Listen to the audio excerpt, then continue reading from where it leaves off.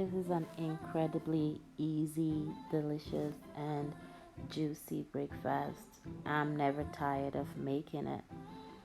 It's so packed with loads of fiber. So, if you are, let's say, on a diet and looking to have just one meal a day, this recipe got you covered because it fills you up pretty good. And we need few ingredients for it. Let's start with the eggs. You need 6 good sized eggs, red bell pepper, half cup of frozen kale, 2 tablespoons of ground flax, 1 tablespoon of hot pepper, which is optional, 2 tablespoons of hen heart, 1 teaspoon of salt, all to your taste, 5 cherry tomatoes, 1/4 cup of vegetable oil. So let's get started. So I have red pepper here. I cut it in half. So basically it's half of a red bell pepper. So I'm gonna cut them in cubes as possible, as small as possible. I'm going to do the same with the onions. You just cut it as small as you can. And then the tomatoes, I usually cut these in four. I love the cherry tomatoes because they don't retain a lot of water, but it's okay to use any other tomatoes you have available at home. Once this is done, we are going to add these to the bowl of eggs, the red bell pepper, onions, as well as the tomatoes. And thereafter we are going to add the ground flax. The frozen kale is gonna come next, some salt, and you're gonna give it a good mix. It's very important to use a non-stick pan for this recipe.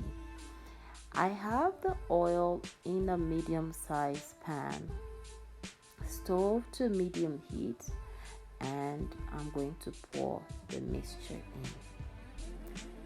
Thereafter, I will use a scraper to kind of spread it out to give it that evenness. And at this point, I will add or sprinkle the ham heart evenly as possible on top of the mixture. So we are going to let it cook on medium heat until you see the bubbles around.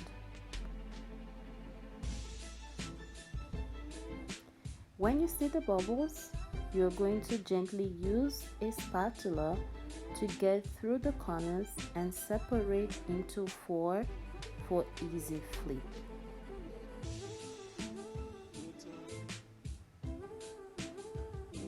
And you're going to let it fry while you continuously make sure it's not sticking to your pan.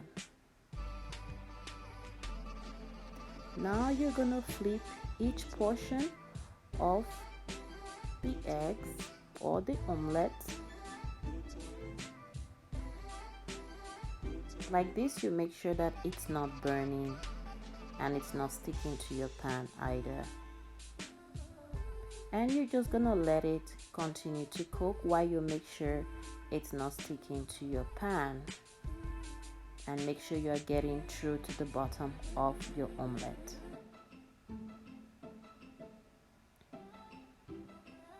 Now we're gonna flip one portion just to see how the other side is frying. If satisfied with how it looks, you can flip all 4 portions again. And that gives you that beautiful golden look and evenness to all portions. And voila, your breakfast is ready. Look at this juicy beauty. I love to have this with a toast or a bagel. You could also step it down with your favorite coffee, tea, or a hot chocolate.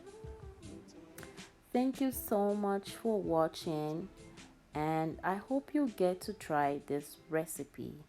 Have a great day.